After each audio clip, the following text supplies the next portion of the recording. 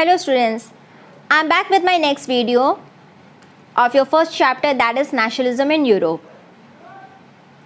Last video में हमने पढ़ा है एरिस्टोक्रेट्स और न्यू मिडिल क्लास के बारे में, और हमने जाना था कि मिडिल क्लास जो है एजुकेटेड सेक्शंस हैं और किस तरह से उन लोगों ने नेशनल यूनिटी के कंटेंट पे वॉइस रेस करना स्टार्ट किया है, और साथ में जो ग्रुप्स जिनको प्रिविलेजेस मिल रहे थे उनके खिलाफ बोलना शुरू किया, यानी उनसे प्रिविलेज छीनने की बात कर रहे हैं, अबॉलिश करने की बात कर रहे हैं. Okay, so in this topic that is what did liberal nationalism stand for, हम लोग पढ़ेंगे कि किस तरह से इन लोगों ने फ्रीडम की डिमांड की है. Okay, ideas of national unity in early 19th century Europe was closely allied to the ideology of liberalism. तो जो आपका 19th सेंचुरी के यूरोप टाइम पीरियड की अगर हम बात करते तो उस समय नेशनल यूनिटी का मतलब क्या हो गया, liberalism. The term liberalism derives from the Latin root liber meaning free. ठीक है, तो ये जो टर्म लिबरलिज्म है उसमें जो वर्ड है, जो लैटिन टर्म यूज़ किया गया है लिबर, इसका मतलब क्या होता था, फ्री. हमें पता है लिबरलिज्म का मतलब फ्रीडम होता है, तो उसी टर्म से कनेक्ट किया हुआ है.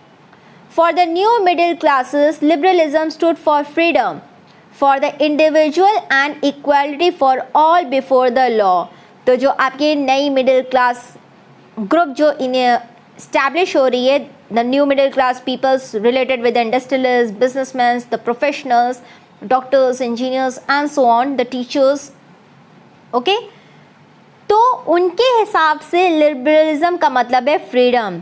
फ्रीडम फॉर द इंडिविजुअल्स, यानी हर किसी को फ्रीडम मिलना, और साथ में equality of all before the law, यानी जो हमारी लॉ सिस्टम है, यानी उनका लॉ जो सिस्टम था उसके सामने सब लोग क्या हो, इक्वल हो. ठीक है, ऐसा ना हो कि किसी को प्रेफरेंस मिल रहा हो, किसी को प्रेफरेंस नहीं मिल रहा हो.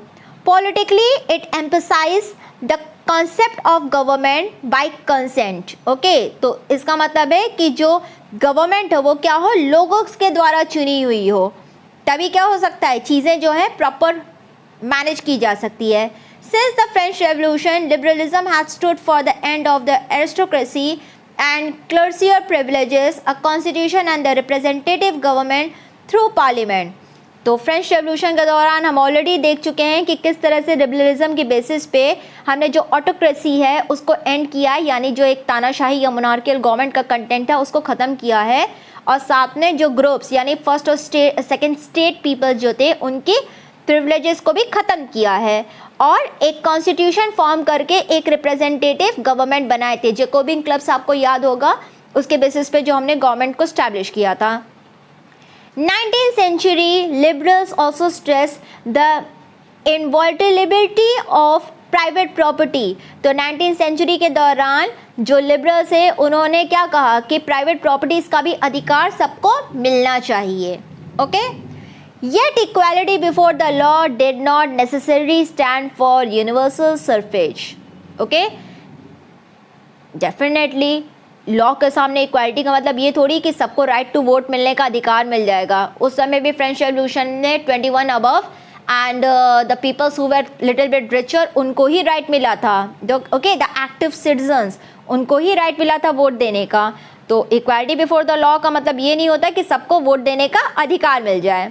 You will recall that in revolutionary France, which marked the first political experiment in liberal democracy, the right to vote and to get elected was granted exclusively to the property owning machine.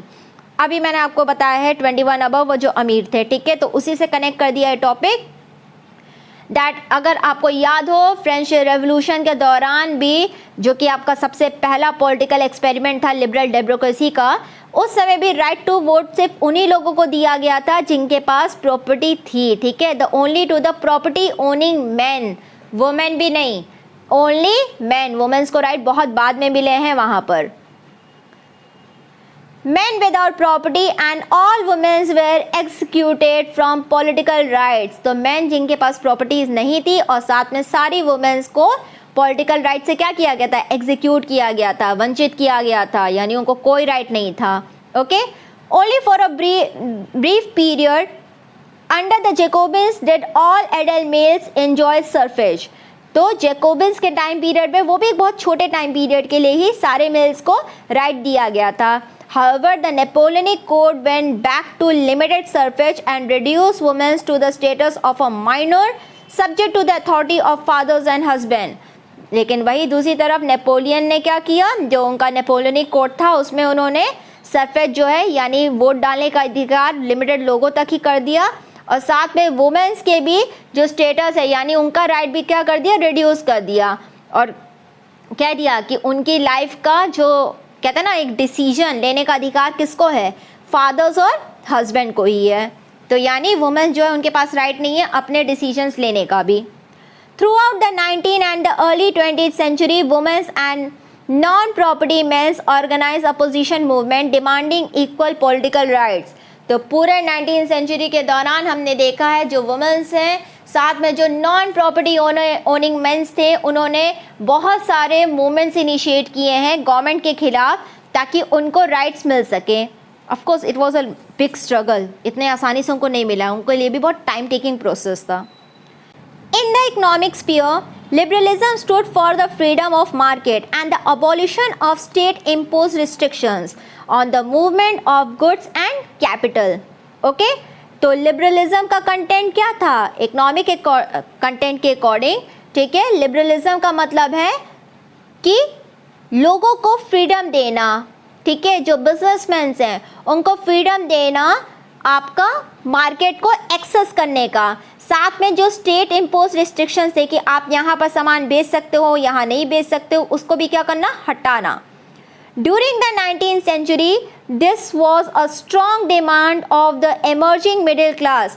Definitely वो businessmen थे तो उनके लिए ये बहुत important होगा कि उनको सामान अपना बेचने का अधिकार मिले और उनका अपना पर्सनल राइट हो, कोई इसमें इंटरफियर ना करे। तो ये जो डिमांड है बहुत ज़्यादा हाईलाइटेड थी 19th सेंचुरी के दौरान। Let us take the example of the German speaking regions in the first half of the 19th century. Okay, अब एग्जाम्पल ले रहे हैं कहाँ का, जर्मन स्पीकिंग एरिया का। जर्मन स्पीकिंग एरिया क्यों बोल रहे हैं, क्योंकि अभी तक जर्मनी फॉर्म नहीं हुई है, ठीक है, वो छोटे छोटे एरियाज में डिवाइडेड है। आगे चल के जर्मनी जो है उसका यूनिफिकेशन होगा, वो फॉर्म होगी, तो इसीलिए जर्मन स्पीकिंग एरिया कहा जा रहा है। During the first half of the 19th century Napoleon administrative measures had created out a small principles, a confederation of 39 states। तो नेपोलियन रूल के दौरान हमने देखा है कि नियर अबाउट 39 कन्फेडरेशन स्टेट्स मिलके जो है, मतलब एक तरह से छोटे छोटे एरिया जो है मिलकर एक एरिया बनता है, and each of this possessed its own currency. तो 39 छोटे छोटे स्टेट्स में उनका जो नेपोलियन का रूल फैला हुआ है, वहाँ पर देख रही हैं 39 स्टेट्स की सबकी अपनी ओन करेंसीज होती थी एंड वेट एंड मेजर्स। सोच लो एक कंट्री में 39 एरियाज हों, जैसे इंडिया में समझ लो 13 स्टेट्स हैं इतने सारे, तो अगर मैं आइडियली कह दूँ कि 20 स्टेट्स में 20 करेंसीज और वेट सिस्टम चलता होगा, तो सोचो कितनी दिक्कत आएगी, कैसे लोग अपना बिजनेस करेंगे, कैसे अपने प्रोडक्ट को एक से दूसरी जगह पे बेचेंगे, तो दिक्कत आएगी ना। वही दिक्कत के बारे में बात किया जा रहा है। A merchant traveling in 1833 from Habsburg to the Nuremberg to sell his goods would have had to pass through 19 custom barriers and pay a custom duty of 5% of each of them।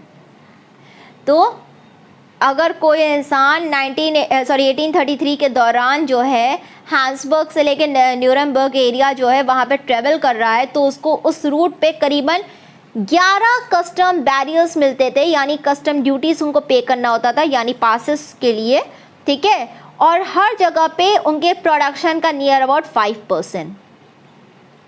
Duties were often levied according to the weight और measurement of the goods. तो जो आपका पैसा है वो किस basis पे लिया जा रहा है, अकॉर्डिंग टू द गुड्स, उसके वेट के ऊपर या मेजरमेंट के अकॉर्डिंग जो है टैक्सेस वसूला जाता था या पैसा लिया जाता था, ठीक। As each region had its own system of weight and measures, this involved time-consuming calculation. The measure of cloth, for example, was the LA, which is each reason stood for a different length. अब measurement अगर हर जगह का अलग होगा तो कितनी परेशानी होती होगी कैलकुलेशन करने में। जैसे सिंपल बोलूँ, अब मैं आपसे बोल रही हूँ कि 1 मीटर है, 1 मीटर में कहीं पर 100 सेंटीमीटर होता होगा, किसी शहर में बोला जाए 80 सेंटीमीटर है, किसी में कहा जा रहा है 70 सेंटीमीटर है, तो दिक्कत आएगी ना कैलकुलेशन में। वही चीज़ कही जा रही है। यहाँ पर एक एग्जाम्पल दिया जा रहा है एक मेज़रमेंट का, measurement for the cloth, that is the LA. Okay, the L is having the different length in the different areas. इस L का जो टेक्सटाइल मटेरियल है, मतलब जो मेजरमेंट है, अगर उसकी मैं बात करूँ, सो Frankfurt would get you 54.7 centimeter of cloth. In Mainz 55.1 centimeter. In Nuremberg 65.6 centimeter. And in Freiburg it is 53.5 centimetre. तो हर जगह पे 1 मीटर L का जो मेजरमेंट है वो क्या है, अलग होता था। तो इसलिए बहुत मुश्किल होती थी इन बिजनेसमैन्स को अपने प्रोडक्ट्स को बेचने में और साथ में ड्यूटीज़ को पे करने में। Such conditions were viewed as obstruct to the economic exchange and growth of the new commercial classes, who argued for the creation of a unified economic territory allowing to the inhindrance movement of goods, people and capital। तो ऐसी condition जो है, लोगों को क्या लग रहा है कि ये बहुत बड़ा रुकावट है, किस लिए, इकोनॉमिक डेवलपमेंट के लिए और ग्रोथ के लिए, और स्पेशली इकोनॉमिक क्लासेस की ग्रोथ के लिए। तो इसको क्या करना होगा, ख़त्म करना होगा। उनको क्या करना होगा, सारे सिस्टम को बदल के उसको एक प्रॉपर टेक्निक अपनानी होगी जिसके वजह से मूवमेंट्स ऑफ गुड्स में कोई प्रॉब्लम ना हो, यानी कोई भी रुकावट ना हो, कोई दिक्कतें ना हो। उसके लिए क्या करना होगा, करेंसी और वेट सिस्टम को थोड़ा बहुत सुधारना होगा। इन 1834 अ कस्टम यूनियन और Zollverein was form at the initiative of Prussia and joined by most of the German states. 1834 में एक ग्रुप बन रहा है, ठीक है, एक कस्टम यूनियन उसको कहिए या ज़ुल्वरीन कहिए, एक ग्रुप फॉर्म हो रहा है। किसने उसको इनिशिएट किया, प्रुशिया ने इनिशिएट किया है, और आगे चल के जर्मन स्टेट इसमें जुड़ रहे हैं। This union has somehow tried to abolish or basically has been successful in abolishing many of the contents that was creating problem for the businessmen. The union abolished tariff barriers and reduced the number of currencies from over 30 to 2. तो सबसे पहले इन्होंने क्या किया, tariff barriers को abolish किया, और वही दूसरी तरफ 30 करेंसीज जो डिफरेंट एरियाज में चलते थे उसको अबॉलिश करके उन्होंने सिर्फ 2 करेंसीज तक सीमित कर दिया। यानी 30 करेंसी की जगह पर अब उन एरियाज में सिर्फ 2 करेंसीज चलती थी, 2 तरह की करेंसीज चलती थी। The creation of a network of railways further stimulated mobility, harnessing economic interest to national unification। तो जिस तरह से रेलवेज और इन सब का चलन स्टार्ट हुआ, डेवलपमेंट स्टार्ट हुआ, ये एक और तरीका हो गया डेवलपमेंट का, यानी इकोनॉमिक डेवलपमेंट का और साथ में नेशनल यूनिफिकेशन का, क्योंकि अब लोगों को कहीं ना कहीं अपने देश की तरक्की के बारे में भी सोचने का एक कंटेंट मिलना शुरू हो गया था, ठीक है। It's a wave of economic nationalism strengthened the wider nationalist sentiments growing at the time। तो ये मिडिल क्लास जो है अपने फ़ायदे के लिए ही यूनाइट होना शुरू हो गए, और इनकी अब जो डिमांड है वो देश की डिमांड बन के उभरनी शुरू हो गई।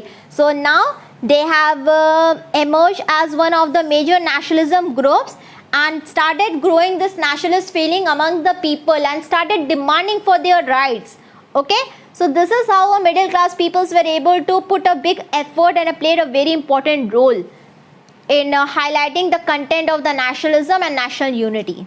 Okay, so आज के लिए इतना ही। नेक्स्ट वीडियो में हम लोग कवर करेंगे हमारा next topic, that is a new conservatism after 1815। So if you like my channel, Study with Arpita ma'am, subscribe it, like and share to the others also, and also comment on the videos so I can know what you want more and what I can add more in our videos. Okay, so for till then, good day everyone.